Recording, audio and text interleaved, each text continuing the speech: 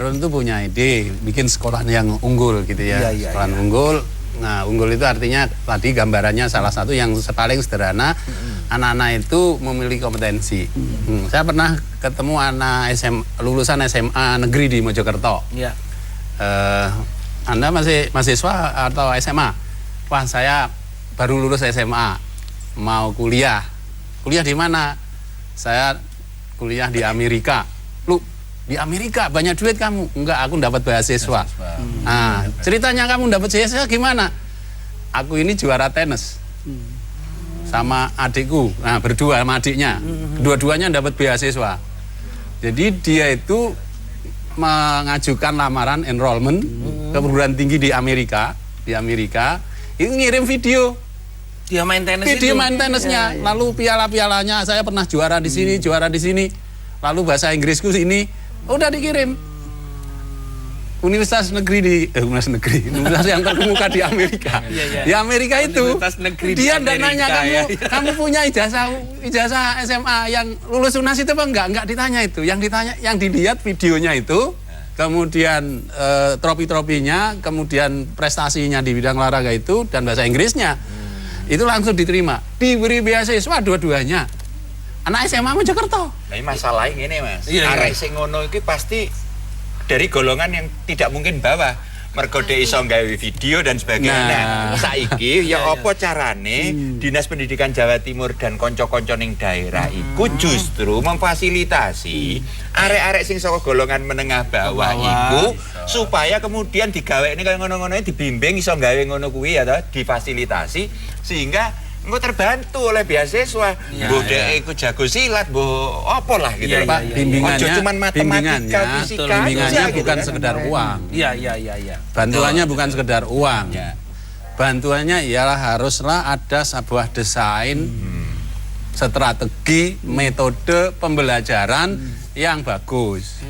Kalau pembelajarannya, strateginya seperti yang pada umumnya rata-rata sekarang, pembelajarannya itu kulit-kulitnya yang diajarkan. Itu yang terjadi kulit-kulitnya aja. Ngajar itu di depan kelas, menggunakan metode pedagogi yang dalam bahasa Perancisnya metode gedabrus. Gedabrus art itu. Gedabrus art itu. Nah, dengan metode gedabrus memang murid pinter, Pak. Apal itu. Nanti pada saat ngerjakan UNAS, lulus dia. Tapi pada saat dia harus bermain tenis beneran, nggak bisa dia. Saya tak langsung ke Pak Harun. Pak Harun ini punya kunci-kunci. Pak, gimana sih Pak? Ada keinginan begitu, ada harapan masyarakat sebagai pengamat. Gimana Pak? Jadi gini, kalau kita di SSN maupun RSPI dulu, bagaimana kita mengembangkan potensi anak ini sesuai dengan potensi anak itu sendiri pertama. Sehingga tadi beliau ini tenis, maka tadi saya cerita ada yang IPA, ada yang matematika, ada yang olahraga dan sebagainya dan seni. Maka itu saya tadi cerita FLS 2N, U2SN, USN itu tidak lain adalah kementerian itu mengembangkan potensi anak sesuai dengan tingkatan yang dimiliki oleh anak itu. Tinggal kita tadi apa katanya Pak Sulis tadi mencoba tadi potensi provinsi, kabupaten, kota dan pusat itu anak yang tadi kurang tadi menjadi anak lebih supaya sama mereka dengan sehingga RSPI tadi dibubarkan. Sebenarnya kata kuncinya di situ. Maka itu setelah ini dibubarkan, maka itu Pak Agus tadi betul. Kita melihat ke depan, kita pilah-pilah, kita harus sepakat kabupaten, kota, provinsi untuk bagaimana anak yang tidak punya tadi dengan kekuatan kita untuk menjadi sesuatu kebutuhan SDM yang cukup. Iya, artinya tadi harapan-harapan besarnya kan bukan persoalan perubahan anggaran ya Pak ya. Metodologi, perangkat pengajarnya dan macam-macam. Profesionalisme guru. Itu yang kayak aku guru SPD rek. Loh iya, UNESA. Tapi bagian dosen. Wis gak apa. Kanca-kanca Jawa Timur aja bahas aku tetep nang acara gak cuma nyangkran. Gak cuma jangkruan acarane. Gak cuma jangkruan. Opo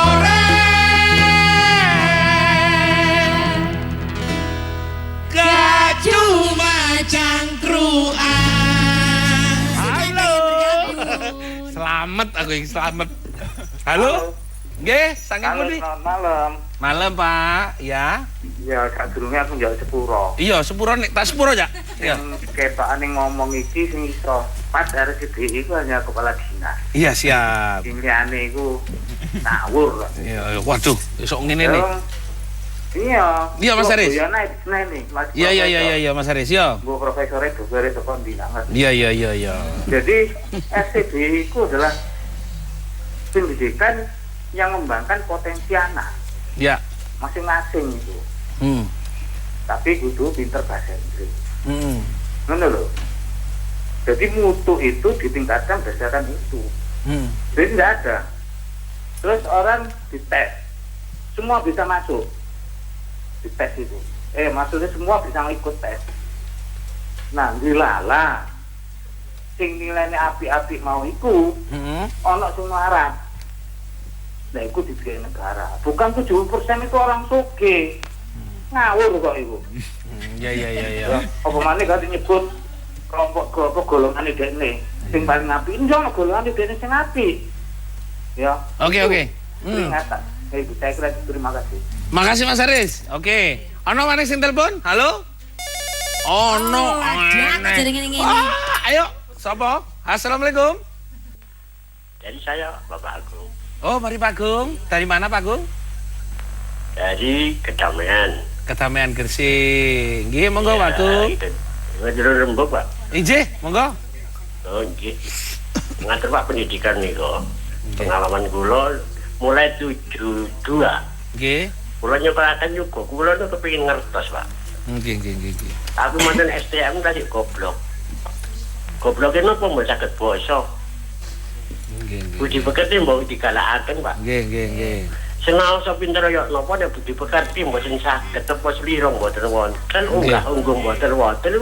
Isin-isin yang sepuh, Pak. Injih. Nggih Pak Agung. Kok budi pekerti diutamakan, Pak. Nggih. Ngaten niku urun lembung saking kula. Matur nuwun, Pak. Nggih, niki wonten telepon malih. Halo. Seneni aku Pak Gresik. Assalamualaikum. Waalaikumsalam. Saking pundi, Pak? Saking Sulistyo, Sidoarjo, Pak. Sulistyo. Ayo Mas Sulis, yo Mas. Sulistyo. Niki lho, Pak, badhe tanglet niki wae lah. RSBI dibuyarkan MK. Ya. Padahal di Jawa Timur itu anak-anak yang bibit unggul itu luar biasa. Nggih. Banyaknya. Nggih. Kalau anak-anak yang pinter ini, Bapak, Nggih. kemudian disekolahkan seperti yang Pak Dewan Pendidikan usulkan tadi, ditampung sebagai anak-anak unggulan, sebagai misalnya boarding school. Alangkah luar biasanya Jawa Timur yang mampu dan mempunyai potensi anak-anak terbaik ini sebagai unggulan-unggulan Jawa Timur, dan nanti mungkin bisa difasilitasi di perguruan tinggi yang baik di Indonesia. Siapa? Nggih. 3 pertanyaan tadi, terutama masalah budi pekerti, lalu juga tentang masalah standar itu sendiri. Yang terakhir tadi apakah sekolah unggulan itu tadi masih dibutuhkan atau tidak? Jadi gini Pak, pertama pemerintah itu concern terhadap pendidikan karakter. Artinya apa? Apa yang dikatakan tadi sudah terjawab. Ya. Jadi melalui RSBI dan non RSBI itu sudah dimasukkan di dalam mata pelajaran itu. Karena ke depan memang karakter itu sebagai tumpuan bangsa kita ini. Betul. Terus kedua tentang sekolah unggulan. Jadi ini mohon maaf, kita ini sebetulnya sudah punya provinsi yang namanya Semanor. Semanor itu adalah sekolah mereka olahraga ya, pendidikan umum ya. Alhamdulillah muridnya adalah terbaik di kabupaten kota yang masuk ke sana dengan 10 cabang olahraga. Ya. Alhamdulillah prestasinya di PON internasional sampai dengan dunia itu bisa tercapai dengan anak didik kita. Ya. Sekarang kan tinggal bagaimana kita dengan Dewan Pendidikan, dengan Bapak Komisi yang ada untuk mendirikan sekolah yang diceritakan tadi. Iya. Di luar sekolah olahraga. Artinya apa? Anak-anak yang pandai ini bisa mereka meneruskan, mereka bisa diambil dan sebagainya. Dan mereka nanti ditarik harus kembali ke Jawa Timur untuk mengembangkan selama ini yang ilmu dapatkan. Jadi artinya Jawa Timur kita dengan Bapak Komisi E yang ada ini Pak Kus, kita sepakat bahwa SDM itu tujuan kita bersama di dalam rangka untuk mensejahterakan bangsa. Pak Guru ini, tadi rame Pak Guru gak tak kesempatan saya Pak, dengan ketika RSBI wis dibubarkan, kesiapan-kesiapan apa saja yang akan dipersiapkan panjenengan untuk melihat, untuk sekaligus membangun kualitas pendidikan yang ada sekolah jenengan. Matur nuwun Mas, jadi ngene, aku teko SMA Loro Surabaya. Sakjane RSBI iku dibubarno apa tetep ana iku ora masalah. Jadi Surabaya ini orang persoalan tentang dibubarkan kemudian nanti di sekolah itu menjadi goncang atau mungkin ada murid yang dirugikan, orang tua dirugikan, tidak ada. Jadi sekolah tetap berjalan seperti ini karena esensi dari RSBI itu adalah untuk peningkatan mutu. Nah, oleh sebab itu warga sekolah khususnya SMA Loro Surabaya tetap komitmen bagaimana untuk peningkatan mutu pendidikan itu. Kalau saya bicara tentang peningkatan mutu karena saya di sekolah, jadi kalau peningkatan mutu itu berarti harus ada peningkatan mutu pembelajaran di sekolah, di kelas ya. Jadi ini yang harus digarap memang guru, ya. Tapi orang guru tok, namun murid juga harus mereka itu berusaha bagaimana mereka untuk bisa lebih baik. Nah, guru itu antara lain siji, ya. Guru kudu terus ditingkatkan tentang kemampuan materi pembelajarannya. Nomor loro, di samping substansi atau kemampuannya itu juga ditingkatkan tentang mereka itu bagaimana metode atau strategi pembelajaran.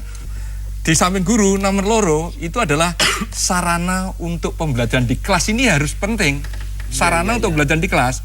Ojo nganti misalnya guru apene berbuat sesuatu misalnya perlu menayangkan sesuatu, menayangkan film misalnya gitu. Kemudian sarananya tidak ada. Tujuan SMA itu kan tujuan utama kan memang melanjutkan pendidikan yang lebih tinggi.